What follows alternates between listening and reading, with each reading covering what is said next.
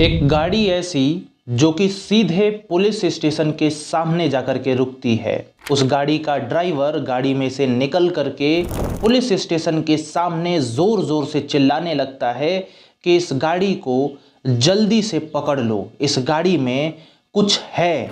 जो ही police station में बैठे पुलिस इस शब्द को सुनते हैं वो तुरंत गाड़ी को घेर लेते हैं और गाड़ी का दरवाजा जब खोला जाता है तो उसमें एक महिला और 2 सूटकेस रखे हुए होते हैं। जब पुलिस उस सूटकेस को खोलती है तो पुलिस हैरान हो जाती है क्योंकि उस सूटकेस में एक लाश पड़ी होती है। यह कोई आम चीज नहीं होती क्योंकि उसको बहुत छोटे छोटे पीस में खत्म किया गया होता है। आप समझ सकते हो, मैं खुल करके नहीं बोल रहा हूं क्योंकि YouTube की कुछ गाइडलाइंस हैं। तो आखिर वो महिला और सूटकेस का क्या कहानी है, क्या सच्ची घटना है? इस घटना को शुरू करने से पहले मैं आपको कुछ बताना चाहता हूं कि मेरा नाम अंकित सिंह है।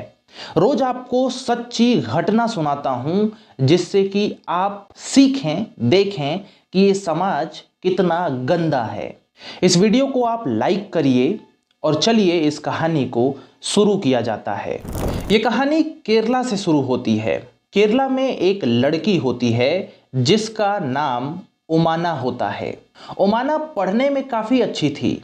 उमाना का परिवार जो था वो भी अच्छा खासा था। उसके परिवार में सब लोग पढ़े हुए होते हैं और सब लोग एक अच्छी नौकरी कर रहे होते हैं। उमाना का भी सपना यही होता है कि वो भी बड़ी होगी और डॉक्टर बनेगी, और भाग्य से वो बड़ी होती है, डॉक्टर भी बनती है, आंखों की स्पेशलिस्ट होती है। जब वो डॉक्टर बन जाती है तो उसके घर वालों ने उसकी शादी कर दी राधा कृष्णन से। राधा कृष्णन भी एक डॉक्टर ही होते हैं। जब उमाना और राधा कृष्णन की शादी हो जाती है तो ये लोग बहुत खुश रहा करते थे।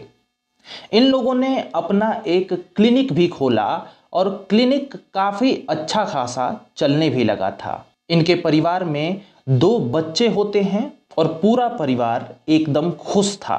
परंतु अब जीवन की कहानी थोड़ी मुड़ती है क्योंकि इन लोगों के पास अब पैसे आ जाते हैं। तो डॉक्टर राधा कृष्णन सोचते हैं कि ये मेरा घर है वो काफी पुराना हो चुका है, इसे हम रिनोवेट करवाते हैं।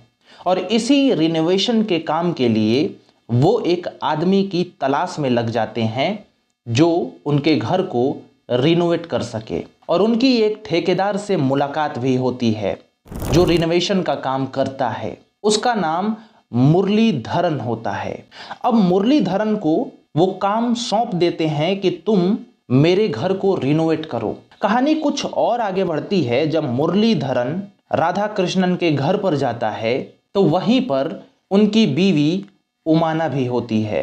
क्योंकि राधा कृष्ण और उमाना के बच्चे छोटे छोटे होते हैं और उनका एक क्लिनिक भी होता है, तो उमाना हरदम घर ही पे रहने लगती है। जब से रिनोवेशन का काम स्टार्ट हुआ था, बच्चे छोटे छोटे थे तो उनको देखना भी जरूरी था। इसीलिए उमाना बहुत कम समय के लिए जाती है अपने क्लिनिक में और फिर वापस बच्चों को देखने के लिए घर आ जाती है। अब क्योंकि घर पर उमाना, 2 बच्चे और जो रिनोवेशन करने वाला था मुरलीधरन, यही 4 लोग होते हैं। देखते ही देखते उमाना और मुरलीधरन में दोस्ती हो जाती है। दोस्ती फिर प्रेम में बदल जाती है और अब कहानी आगे बढ़ती है। मुरलीधरन भी शादीशुदा था और उसके भी 2 बच्चे होते हैं, लेकिन फिर भी वो उमाना के साथ रहने लगता है। रिनोवेशन का काम भी खत्म हो जाता है, फिर भी मुरलीधरन उमाना के पास आता रहता है, मिलता है और फिर चला जाता है। ऐसे जब लगातार होता है तो कहीं से भनक लग जाती है राधा कृष्ण को। डॉक्टर राधा कृष्णन अपनी पत्नी उमाना को समझाते हैं कि देखो, जो भी तुम्हारा उसके साथ चक्कर है उसको खत्म करो। हमारे 2 बच्चे हैं, उस व्यक्ति के भी 2 बच्चे हैं, सबकी 2 जिंदगियां खराब हो जाएंगी। इसीलिए तुम लोग अपना जो भी कर रहे हो उसको बंद करो। लेकिन उमाना पति के समझाने के बाद भी बात नहीं मानती है और मुरलीधरन ओमाना का कांड आपस में चालू होता है। इधर ओमाना और राधा कृष्णन में बहस होती है और फिर ओमाना अपने पति राधा कृष्णन से तलाक ले लेती है। तलाक लेने पर बच्चों को भी अपने पति के पास ही छोड़ देती है और वो अकेले हो जाती है। और फिर मुरलीधरन और ओमाना साथ साथ घूमते हैं, फिरते हैं, इधर उधर करते हैं, क्योंकि अब तो ओमाना का तलाक हो चुका था। क्योंकि ओमाना का तलाक हो चुका था तो वो अपने लिए एक नया क्लिनिक खोलती है, लेकिन शायद अब उसका क्लिनिक ठीक से चलता नहीं, क्योंकि आसपास शोर हो जाता है और इनकी थोड़ी बदनामी हो जाती है, जिसकी वजह से ओमाना के क्लिनिक में लोग आते ही नहीं थे। इसी के वजह से उसके क्लिनिक चलती ही नहीं और धीरे धीरे सब बेकार हो जाता है। अब क्योंकि ओमाना तो अपने पति को छोड़ चुकी थी, तो अब वो मुरलीधरन से पूछती है कि तुम मेरे साथ अब शादी के बंधन में बंध जाओ, हम लोग शादी कर लेते हैं और फिर एक नया जीवन शुरू करेंगे। लेकिन मुरलीधरन अपने पत्नी के साथ, 2 बच्चों के साथ तो था ही, तो मुरलीधरन अभी कुछ नहीं बोलता। वो कहता है कि हमें कुछ वक्त चाहिए सोचने के लिए। अब देखिए, मुरलीधरन जो था ना, वो ओमाना के साथ पैसों के लिए रह रहा था, क्योंकि ओमाना डॉक्टर थी और मुरलीधरन लेबर था। जब भी जितना पैसे की जरूरत होती है, मुरलीधरन ओमाना से मांग लेता है और ओमाना भी मुरली को दे देती है। पैसे का व्यापार बहुत खतरनाक होता है दोस्त, आगे आपको जाकर के अभी पता चलेगा। जब ओमाना का क्लिनिक बिल्कुल बंद हो जाता है तो ओमाना सोचती है कि अब हम भारत से ही किसी दूसरे देश में चले जाते हैं और वहां पे क्लिनिक खोलते हैं। वो ऐसा ही करती है। वो भारत छोड़कर मलेशिया चली जाती है और वहां पर क्लिनिक खोलती है। और भाग्य की बात यह होती है कि क्लिनिक चलने भी लगता है मलेशिया में अच्छा खासा।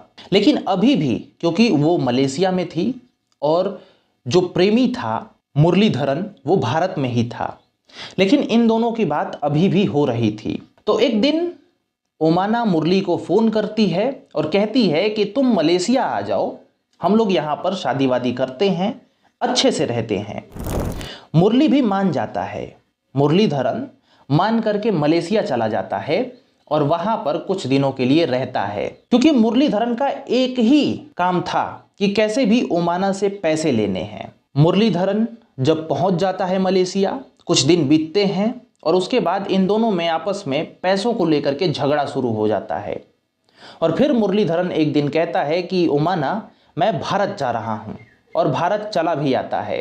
भारत गुस्से में तो आ जाता है मुरली, लेकिन अब क्योंकि ओमाना से बात नहीं कर रहा था तो उसके पैसे की जो जरूरत थी वो चल नहीं पा रही थी। तो भारत से फिर ओमाना को फोन करता है मुरली और कहता है कि मुझे पैसे दे दो, वरना कुछ चीज है मेरे पास, वो मैं इधर उधर फैला दूंगा, पुलिस को दिखा दूंगा, जिससे तुम्हें जेल हो जाएगी। अब ओमाना को मुरलीधरन ब्लैकमेल करने लगता है और यहाँ पे ओमाना का दिमाग खुल जाता है कि ये मुरलीधरन हमें अब तक पैसों के लिए ही यूज कर रहा था। ओमाना यहाँ पर भड़क जाती है और उसके बाद यहीं से शुरू होता है एक खेल। वो खेल जो कि बहुत बुरा हो जाता है। ओमाना अपने क्लिनिक से, क्योंकि वो दूसरे देश में थी, अपने क्लिनिक से 7 जुलाई से लेकर 14 जुलाई तक छुट्टी लेती है। 1996 की ये बात है। तो 7 जुलाई से लेकर 14 जुलाई तक छुट्टी लेती है और वो भारत आ जाती है। भारत के त्रिवनंतपुरम एक जगह है, वहां पर आती है और वहां से सीधे अपने भाई के घर पहुंचती है। भाई के घर जितने भी अपने जेवर होते हैं, जो भी इंपॉर्टेंट चीज होती है, वो सब कुछ रख देती है और अपने भाई के यहाँ से बहाना बना करके वो ऊटी चली जाती है। ऊटी जाने के बाद एक होटल बुक करती है और उसी में फर्जी नाम के साथ वो रहने लगती है। फिर 8 जुलाई 1996 को डॉक्टर ओमाना बाजार जाती है और कुछ पॉलिथीन बैग्स खरीद करके लेके आती है। साथ ही साथ 2 सूटकेस भी लेकर के आती है और ले आकर के होटल में चली जाती है और उसके बाद मुरली को फ़ोन करती है कि मैं ऊटी में हूँ, आओ 2-3 दिन हम लोग साथ रहेंगे और जो तुम्हें पैसे चाहिए हैं वो ले लेना तुम। अब ये खुश हो जाता है और ऊटी आने को मान जाता है। 9 जुलाई को जो मुरली होता है वो भी ऊटी आ जाता है और 10 जुलाई को दोनों होटल के कमरे में एक साथ रहते हैं। फिर ये लोग कहीं घूमने के लिए निकलते हैं। अब जो ओमाना होती है, डॉक्टर ओमाना, वो रेलवे का रूम भी बुक की होती है। तो ये लोग एक ऊटी के होटल से निकल करके घूमने जाते हैं। घूमने के बाद फिर रेलवे वाले होटल में जाते हैं और वहां पर 2 सूटकेस रखा जाता है और उस सूटकेस में पॉलिथीन बैग भी था। और इसके बाद दोनों लोग बार में जाते हैं और वहां पर ओमाना होती है, वो मुरली को खूब ज़्यादा ड्रिंक कराती है। दारू पीने के बाद जो मुरली होता है वो हल्का हल्का नशे में हो जाता है और काफ़ी ज़्यादा नशे में भी चला जाता है। उसके बाद वो लोग आते हैं रेलवे के रूम में और वहाँ पर एक बात कहती है ओमाना मुरली से। मुरली से कहती है कि देखो, मैं तुम्हारे लिए ना एक बहुत बढ़िया चीज़ लेकर के आई हूँ। एक इंजेक्शन है जो अगर तुम लगा लोगे तो तुम में जो मर्दाना ताकत होगी वो ज़्यादा बढ़ जाएगी, जिससे तुम 4 गुना ताकतवर हो जाओगे। अब आप समझ रहे हो ना वो किस चीज़ का इंजेक्शन था। मुरली भी खुश हो जाता है कि क्या ऐसी बात है, तो फिर लगा दो। ओमाना लगा देती है। ओमाना जब इंजेक्शन लगाती है, कुछ ही देर के बाद मुरली बेहोश हो जाता है और उसके बाद मुरली ख़त्म भी हो जाता है, क्योंकि वो इंजेक्शन ताकत की नहीं, जहर था। अब क्योंकि मुरली उसी रेलवे के रूम में ख़त्म हो चुका था तो उसे अब हटाना भी था।